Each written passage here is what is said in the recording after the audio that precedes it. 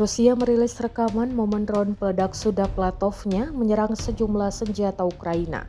Rekamannya diunggah di Telegram pada Rabu 13 November 2024. Dalam keterangan unggahan disebutkan, inilah rekaman penghancuran dua senjata self-propelled Amerika Serikat 90 milik Ukraina. Pasukan Rusia menggunakan belasan senjata FPV milik Suda-Platov dalam beraksi di arah Pokrovsky.